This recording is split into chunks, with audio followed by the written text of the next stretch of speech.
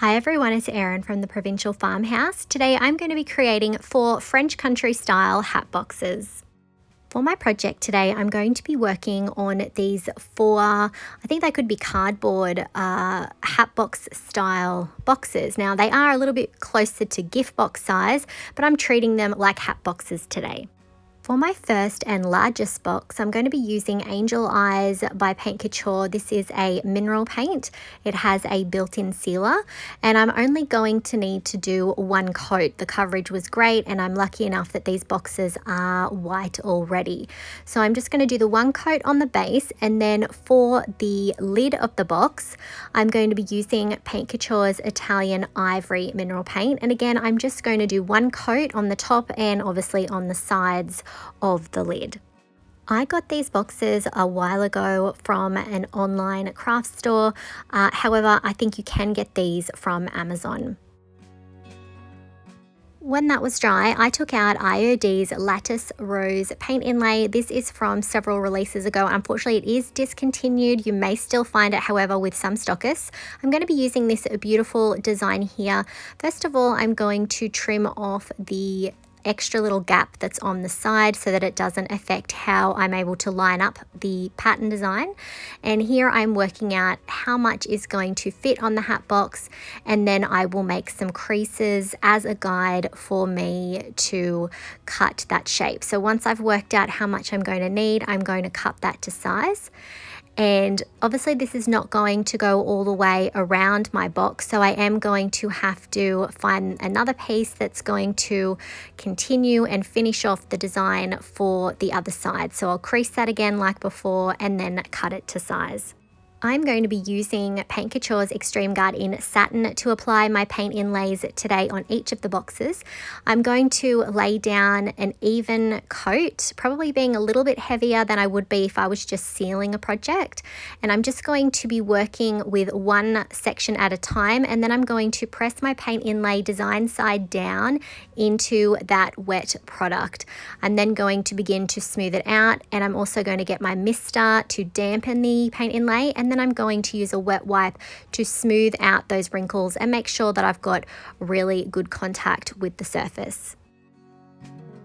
I'm then going to repeat the same process for the other side. You can see I've got the other one already in place, and just laying down that even coat of the Extreme Guard and then pressing my paint inlay into place. So as you can see, these are interconnecting, so I was able to continue the pattern around. Then I'm misting that, using that wet wipe to smooth it out, and then I did use a hairdryer to speed up the drying process, and then I came in and used my mister to wet that paper again. And then I used a wet wipe to help spread that moisture. And then you do want to give your paint inlay about 60 seconds to let that moisture really sort of soak in. And then I started to pull my design back. I was really happy with how this transferred, but there were a few sections that didn't quite turn out exactly the way that I want. So today I'm going to show you how you can fix a paint inlay if you are not entirely happy with how it's turned out. So I'm just going to gently remove that, going slow until I've pulled the both of the paint inlays off.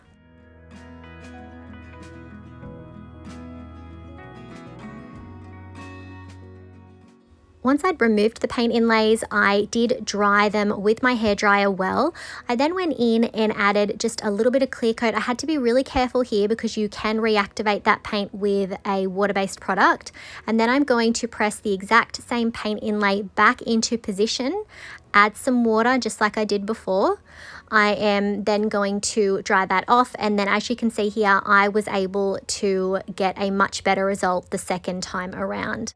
When that was dry, I went in with a light hand and I sealed my paint inlay by brushing some more of that Extreme Guard over the top. You definitely do want to use a light hand here. It can be easy to smudge these. So if you're not confident, I would suggest that you use a spray sealer instead. Next, I took out a French style stencil that I had in my stash. I am going to position that on the lid, and I'm using Paint Couture's Embossing Medium.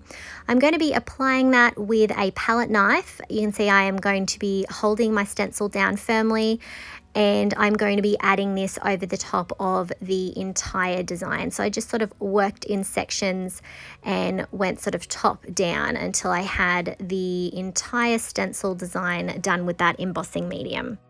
I then gently lifted the stencil up, and then I used my fingers to wipe off that excess.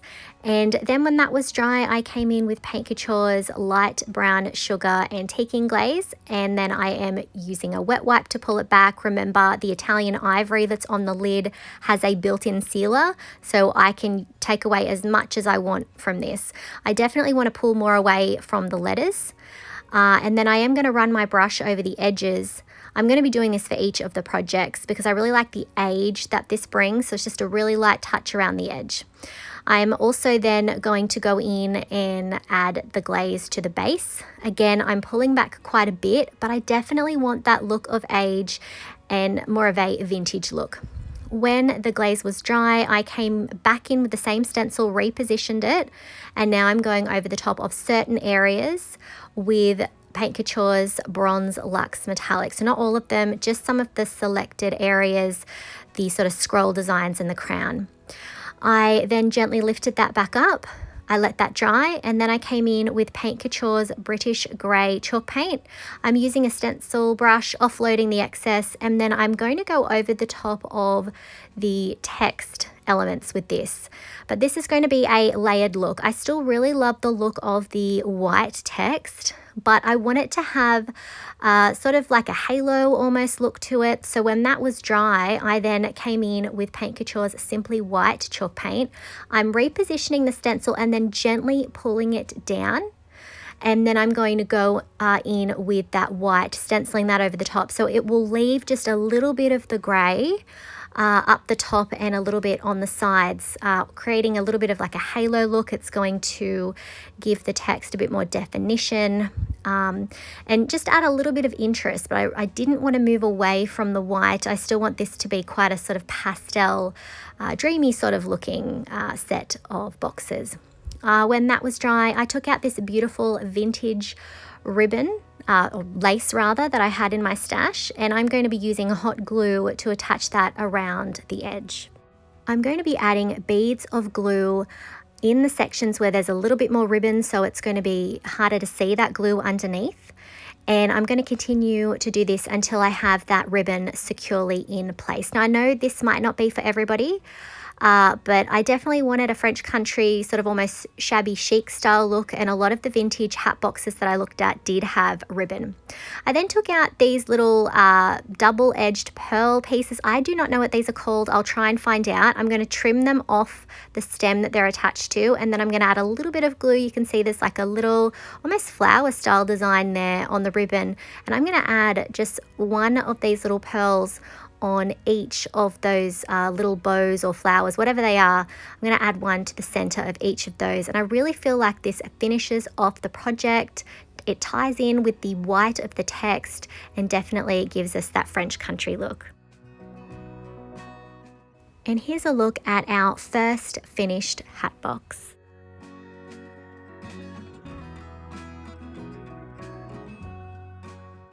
I love how this turned out. I think the paint inlay and the stencil go perfectly together.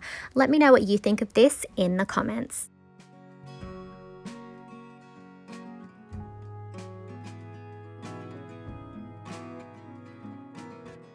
For my second box, which is also the second largest, I am going to be using Italian Ivory mineral paint on the base and also the top. So each one of my boxes is going to be a different color, but I am sticking with more of a pastel theme today.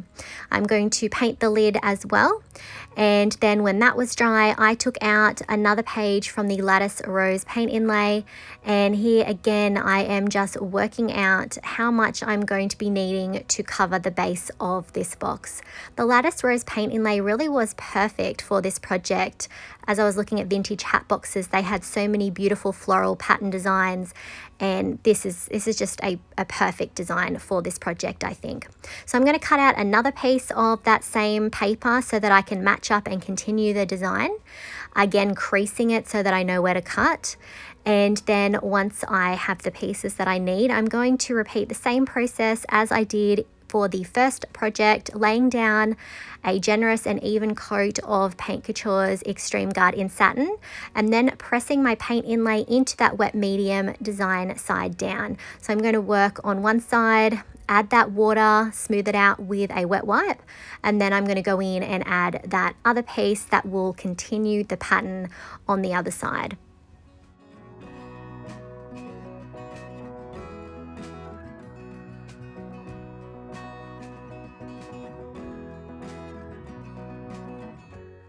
Again, I'm going to be using a hairdryer to speed up the drying process.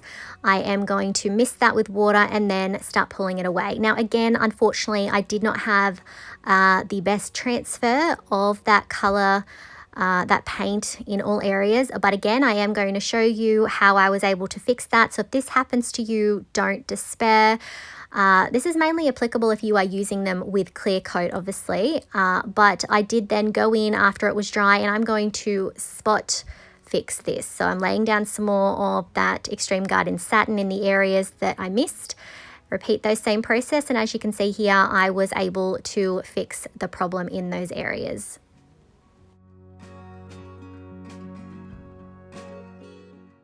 While my inlay is drying, I then turn my attention to the lid. I'm going to be using this French style stencil, and just like I did in the previous project, I'm going to be adding some embossing medium over the top. This is definitely one of my favorite ways to add depth and dimension to the text that I'm adding to my projects, rather than it just sort of being a flat piece of typography. So I'm just going to go over the top of the entire design and then lift that up carefully. Again, I'm going to go around, I'm going to tidy up a couple of areas with a wet wipe there, and then just run my fingers over the parts that are overlapping on the edge to remove those. I'm going to let that dry completely, and then I took out Paint Couture's Light Brown Sugar Antiquing Glaze, and I'm going to go over the top of that. I really love using this for age, but also it does give the raised text a little bit more definition, I find. So I'm going to remove a lot of that back with a wet wipe. And then before I can actually add any of the glaze to the base, I did go in and add Extreme Guard in Satin over the top of my paint inlay, just to seal that all in. Again, if you're nervous about this, use a spray sealer. When that was dry, I did come in with some of that Light Brown Sugar Antiquing Glaze, just like I did on the lid, and again pulling some of that back. And I really love how this really sort of, I think, enriches the colors, and it definitely gives it that vintage look. Next, I'm going to reposition the stencil on the lid, and I'm going to go in with some of my bronze Lux Metallic. However, I'm just going to be focusing the bronze on the scroll details that are around the outside. I'm not going to be adding that to the text. I'm just going to end up doing one coat of this. I really love the shine and sort of regal look that I think this brings to pieces. I'm going to gently remove that, and then when that was dry, I came in with that British grey chalk paint like I did in the first project, and I'm going to stencil over the top of the letters. And then when that was dry, I removed the stencil, obviously, and I'm going to reposition it and sort of pull it down and then go back in with the white. So again, this is just going to create that halo effect. It's going to make the text, I think, stand out a little bit more.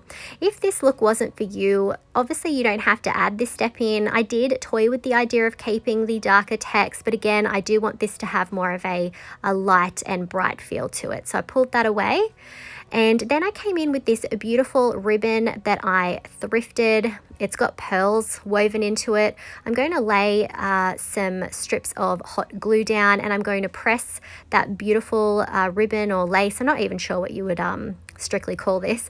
And I'm just going to continue to add that glue until I have that ribbon around the base of the box lid. Once I had that first row of ribbon in place, I decided I actually wanted to go in and I wanted to double it up. I really liked the look of this. I did have it set sort of matching it, and I found that having it this way, the beads sort of created, or the pearls rather, created a nice looking pattern when you looked at it. So I definitely like this look. I think adding the extra strip was the way to go. And here's a look at our second finished box.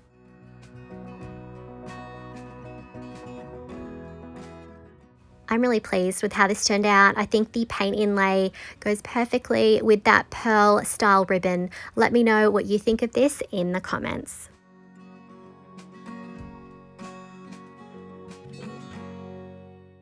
For my third box, I'm going to be using Paint Couture's Vera at the Ballet mineral paint. I haven't used this one before, and I really like this because it's sort of like a dusty, darker pink.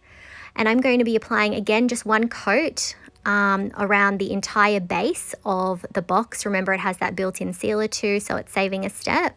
And then for the lid, just like with all the others, I'm using the Italian Ivory mineral paint. When that was dry, I took out this striped style sheet from the same Lattice Rose Paint Inlay by IOD.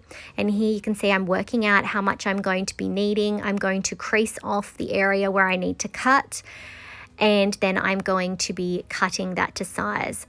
I'm then of course going to have to work out how much extra I'm going to need to cut off, and then I'm going to start applying my Extreme Guard in Satin. And then this time I actually misted the back of the inlay to help it curve a little bit better to the surface, and then I'm using my mister to dampen it and a wet wipe to smooth it out.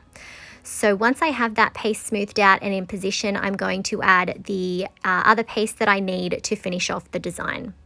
When that was dry, I came in with my water mister. I misted it well, gave it about 60 seconds, and then I started to peel it away. I was really pleased with this one. I didn't end up having to go back and do any sort of touch-ups. There were a couple of little roses that weren't perfect, but that's okay. Now, if you don't have a paint inlay and you want to do a similar project, you could definitely use napkins, decoupage paper, stencils to create a similar look. When my inlay was dry, I sealed it with the same Extreme Guard in Satin. For the lid of this box, I'm going to be using this bee style stencil. I'm just going to be focusing on the bee and the beautiful scroll design with the crown first. So I'm going to be adding that to the top section. Obviously that larger text does not fit on the lid. So when that was dry, I carefully removed that, dried it off, and then I came in and added the text that's on the same stencil, but I just repositioned it and had that underneath. When that was dry, I came in with the same light brown sugar antiquing glaze for the lid, and then removed the excess with a wet wipe. This is a little bit repetitive, I know, in some instances, but I was creating these boxes as a set in mind. So they could be standalone, yes, but I definitely wanted each design to complement each other. So when that was dry, I repositioned the stencil, and then I went in with the bronze Lux Metallic, and I'm going to be focusing on the crown above the bee and obviously the beautiful scroll design. However, I am going to leave the bee and the text underneath as is. When that was dry, I then took out that British grey chalk paint. I'm going to be adding that to the bee first, and then I'm going to be adding it to the text down the bottom. Remember, I do have to reposition that stencil to be able to do this. And then when that was dry, just like we did in the other projects, I'm going to reposition the stencil, pulling it down just a little bit, and then I'm going to go over the top with that Simply White chalk paint. I chose grey as my undertone because it was a bit more subtle, but obviously you could use something like black instead.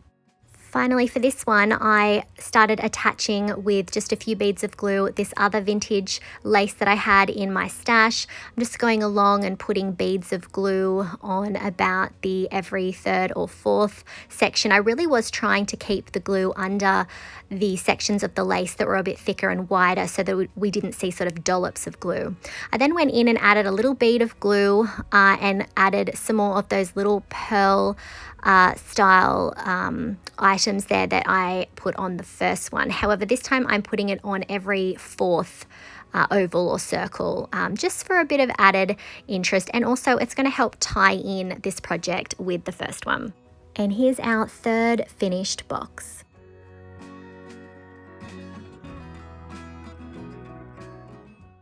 I think this turned out really sweet. I'm loving that striped paint inlay with the lace. Let me know what you think of this in the comments.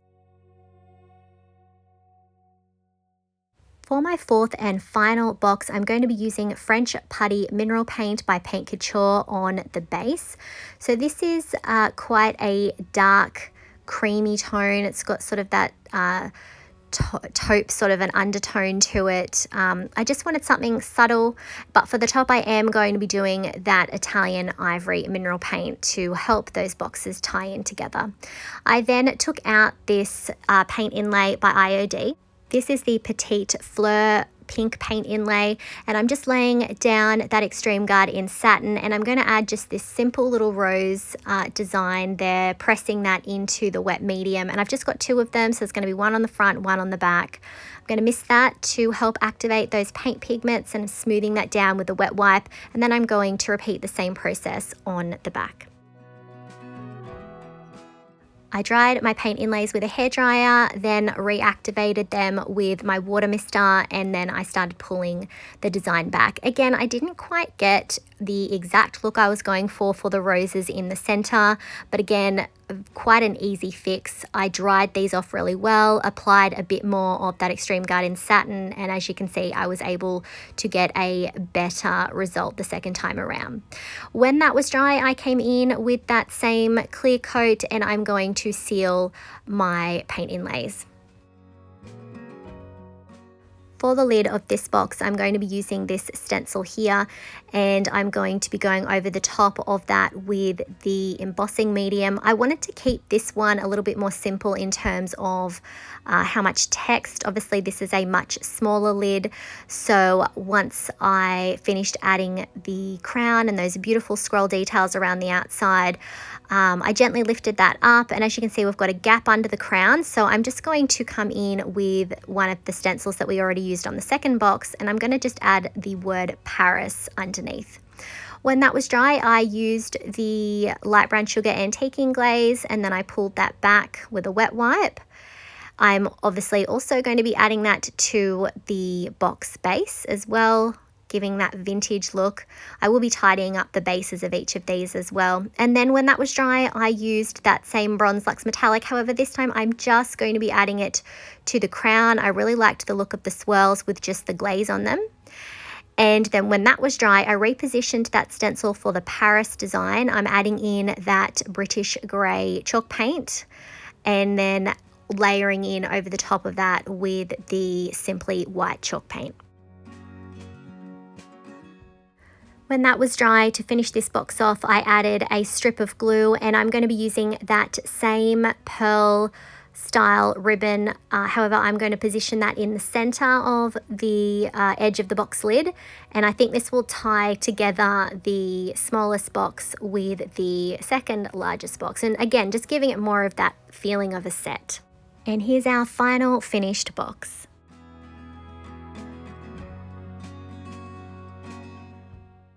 I think that this looks really sweet as well. I am loving that paint inlay with the pearl ribbon. Let me know what you think of this in the comments.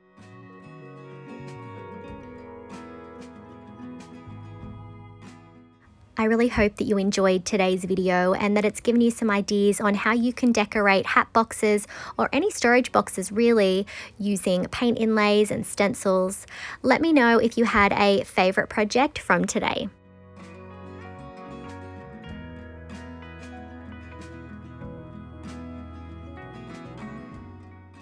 If you enjoyed today's video, I would really appreciate it if you would hit that like button, comment, and share it out.